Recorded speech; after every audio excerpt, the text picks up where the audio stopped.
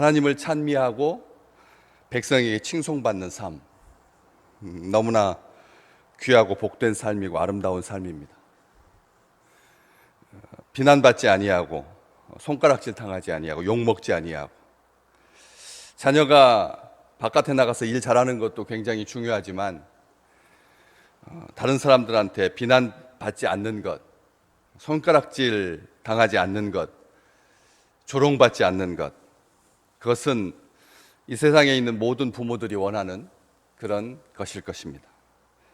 특별히 하나님을 찬미하는 입술이 백성들에게 욕을 먹으면서 변질되고 왜곡되고 그리고 슬픔 쪽으로 나아가는 그런 삶이 아니라 한결같이 하나님을 찬미하고 또 백성에게 칭송받고, 하나님을 찬미하는데 백성에게 욕먹거나 백성에게 칭찬받는데 하나님을 찬송하지 못하거나 하지 아니하고, 두 개가 또라고 하는 접속사로 연결되어 있습니다.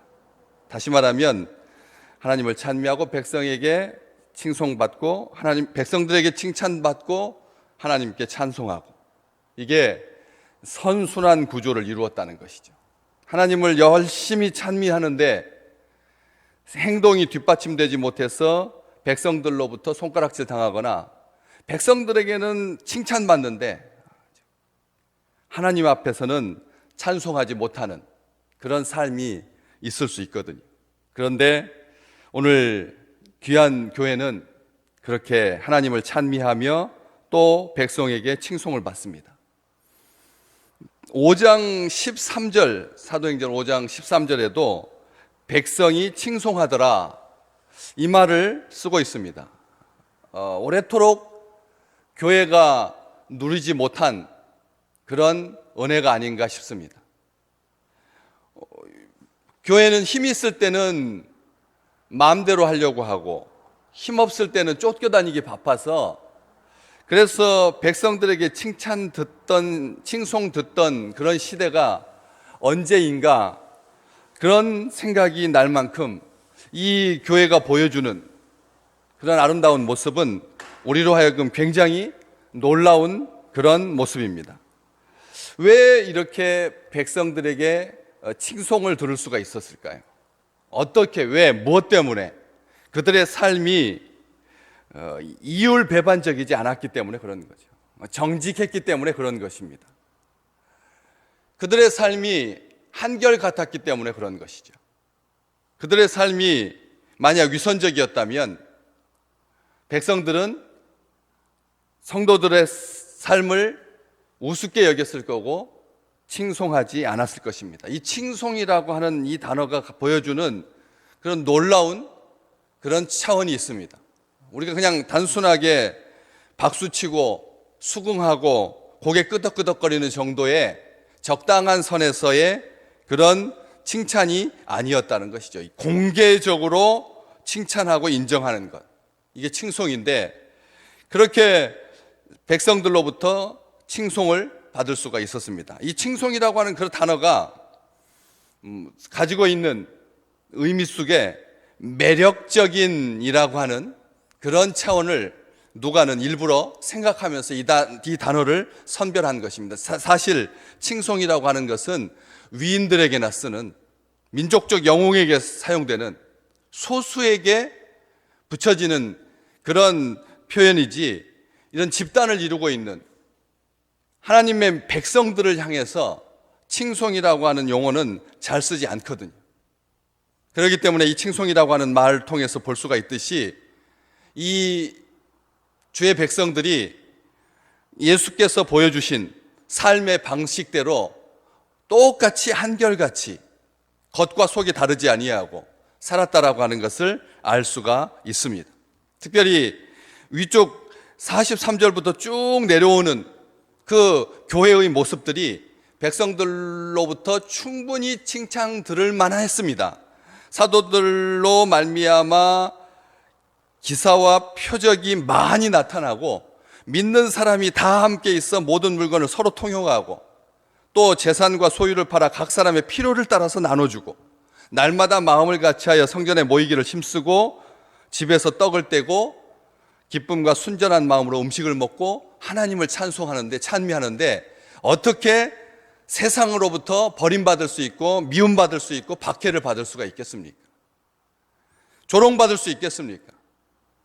급하게 하나님께서 이 공동체, 교회를 향하여서 내려주신 그 삶의 은혜가 고스란히 세상을 향하여서 그렇게 퍼져나갔기 때문에 세상은 이들을 보고 놀라울 뿐만 아니라 칭송했던 것이죠.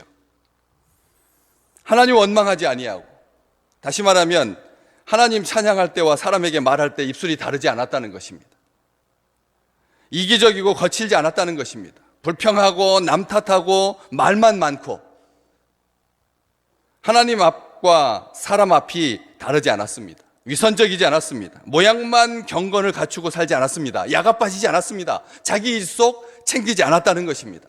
사랑이 충만했던 것이죠. 이웃을 사랑하고 섬기고 나누고, 6장에 보면, 사도행전 6장에 보면 매일 구제했다.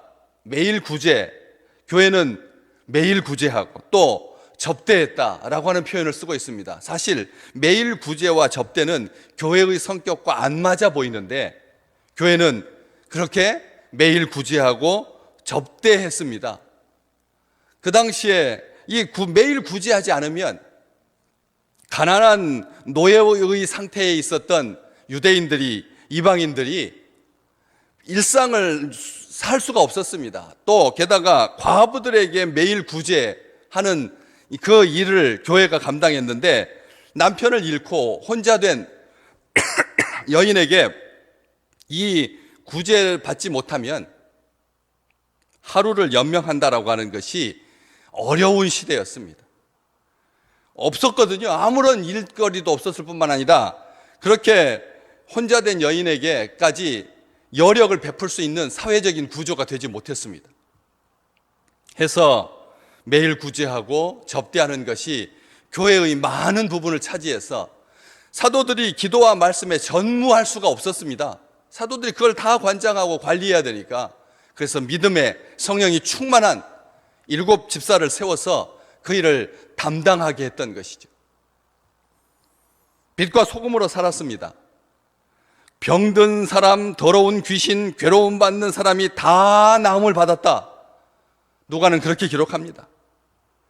하나님의 능력이 충만해서 은혜 받은 대로 살았다. 고난 중에도 한결같이 믿음을 잃지 아니하고 믿음이 충만하고 소망이 충만하게 살았음을 성경은 분명하게 기록하고 있습니다. 정말 매력적인 사람들이었던 것이죠. 사람들이 호감과 기대를 가질 만한 향기로운 그런 삶을 살았던 것입니다. 그런데 누가는 그렇게 이 2장을 마무리하지 않습니다. 그냥 주의 백성들이 참 멋있었다, 이것으로 끝나지 않는다는 것이죠. 뒤가 훨씬 더 강조하고 결론을 짓고 있습니다. 주께서 구원받는 사람을 날마다 더하게 하시니라. 백성들이 이 멋있는 주의 백성들을 보고 그렇게 박수치고 고개 끄덕거리고 멈춘 것이 아니라 구원받는 자리까지 나가게 되었다는 것이죠. 구원받는 자리까지 나가게 되었습니다. 주께서 구원받는 사람을 날마다 더해 주셨습니다. 이 놀라운 축복이 코로나 시대를 겪고 있는 이 한국 땅의 교회들에게 진심으로 강같이 넘쳐나기를 주님의 이름으로 축복합니다. 날마다 구원받는 사람을 더하게 하시는 주님의 은총, 좋은 소문이 나게 하고 칭찬이 자자하게 하고, 그래서 진정 소망이 교회에 있다는 것을, 하나님께 있다는 것을, 주께 있다라고 하는 것을 세상이 먼저 알아보는, 그래서 가란 홍수가 온 세상을 덮친 가운데서도 마실 물이 없어서 생수를 보내줘야 하는 이 세상과 같지 아니하고 진정 말씀이 충만한 곳에, 은혜가 충만한 곳에, 생명으로 가득한 곳에 하나님의 역사가 나타나고, 그래서 구원받는 사람을 날마다 주님께서 더해 주시는, 진정 구원받아야만 하는 이 시대에 하나님께서 함께 하시는 역사가 나타나는 그런 놀라운 축복을 오늘 이 아침에 전파를 통해서 말씀을 듣고 있는 우리 귀한 믿음의 식구들에게도 한결같이 나타난, 그래서 구원의 소식들이 이 교회에만 있는 것이 아니라 가정에 충만한, 어제 말씀 나눴던 야고보서 5장에 있는 말씀처럼 병든 자가 구원을 받으리니, 몸만 구원받는 것이 아니라 진정 영혼까지, 정신까지, 이성까지 온전하게 구원받는 그런 축복을 하나님께서 오늘 또 우리에게 더하여 주실 줄로 믿습니다.